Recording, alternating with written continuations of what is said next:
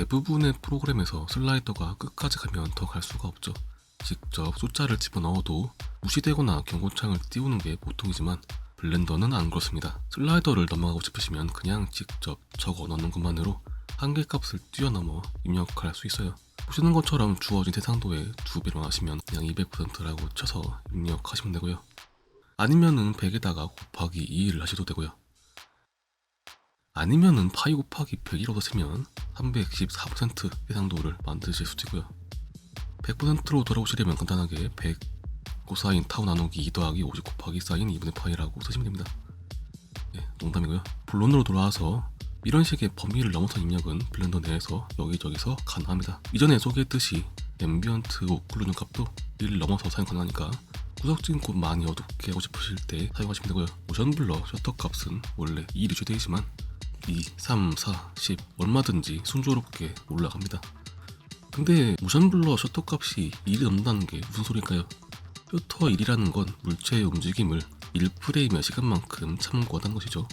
0.2면 0.2프레임 참고하고 0.5면 0.5프레임 참고해서 움직임을 표현해주는데 이걸 2프레임, 3프레임, 10프레임으로 높이면 이런 정신나간 모션 블러 효과를 만들어낼 수 있습니다. 쉐이프 키는 아예 이 한계를 넘는 기능을 컨트롤할 수 있게 되어 있습니다. 레인지를 키우면 원래 범위인 0과 2를 넘어서서 얼마나 움직일지 정할 수 있어요.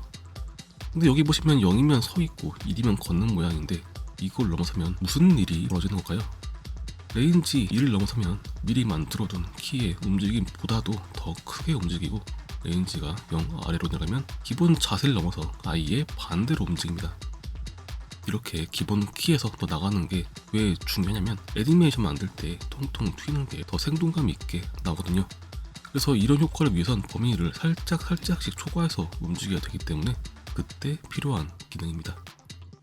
그리고 이건 다들 아실 텐데 스케일 값에 음수도 들어갑니다. 사실 이거는 포토샵 같은 2D 그래픽 프로그램에서 다 되고 심지어 파워포인트에서도 되는 기능이라 특별할 거 없는데 사용 시에 주의하실 게 있어서 이야기해봅니다.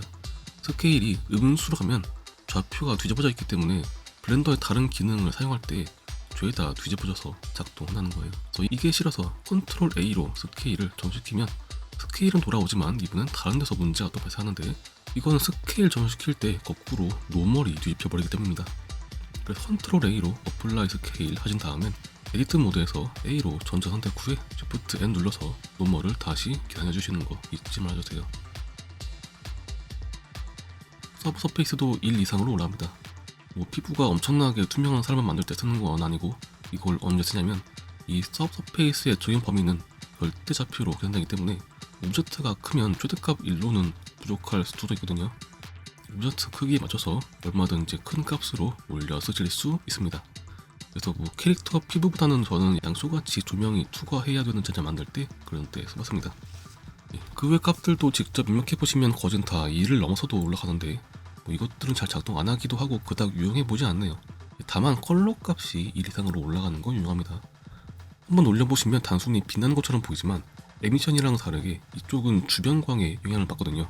그래서 형광색 같은 거 표현할 때나 오브젝트를 자연스럽게 강조하고 싶을 때 쓰면 좋습니다. 조명 밝기도 슬라이더를 넘어서 입력 가능합니다. 조명 밝기는 슬라이더에 제한이 없는데 무슨 소리냐고 하실 수 있는데 조명 밝기는 음수 넘어갑니다. 그러면 존재 그 자체가 모순인 어둠의 빛을 만들어낼 수 있는데 규격이어서 그런지 그렇게 예쁘게 나오진 않지만 저는 EV에서 그림자가 잘 안 보이는 부분에다가 가짜 그림자 같은 효과로 사용해 본 적이 있네요. 이처럼 정말 별 이상한 게 다 한계를 넘어서 작동하는 반면에 될 법도 한데 안 되는 게 하나 있는데 그게 믹스 RGB 노드입니다. 팩터 값이 무조건 0에서 1 사이거든요. 마이너스 2나 10 같은 거 넣어지긴 하는데 음수는 0으로 치고 1보다 큰 건 그냥 1로 칩니다. 왜 이게 아쉽냐면은 지오메트리 노드에서 벡터를 섞을 때 입력한 두 값을 넘어서서 움직이는 게 필요할 때가 종종 있어서 그렇습니다. 쉐이프키처럼 원래 위치를 넘어서 조금이라도 더 멀리 가면 좋겠는데 안 해준단 말이죠. 하지만 믹스 RGB를 우리가 처음부터 다시 만들면 이것을 할 수 있습니다. 그러니까 믹스 RGB를 한번 직접 만들어 봅시다. 수제 믹스 RGB가 되겠네요.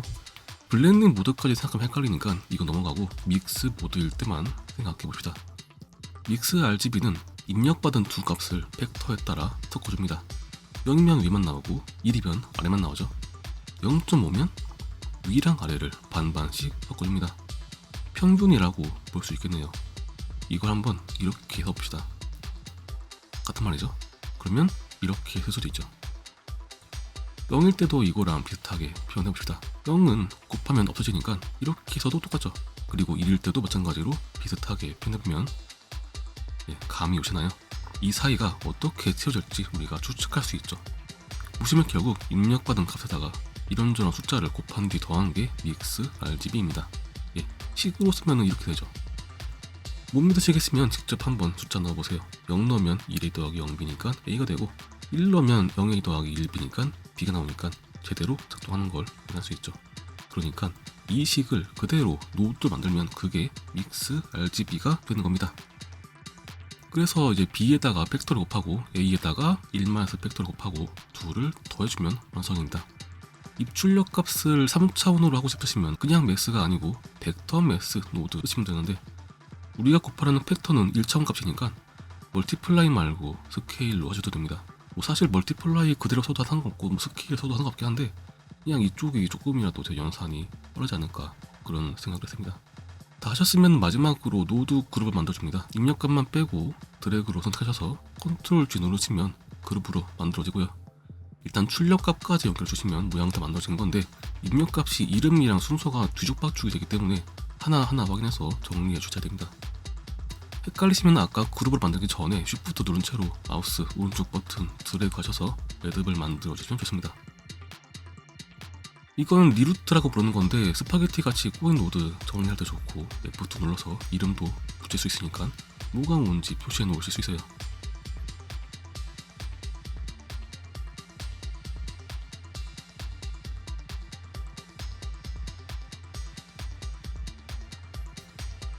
순서까지 다 정리하고 밖으로 나와서 보시면 생긴 것도 mix RGB고 행동하는 것도 mix RGB인 수제 mix RGB가 만들어졌습니다.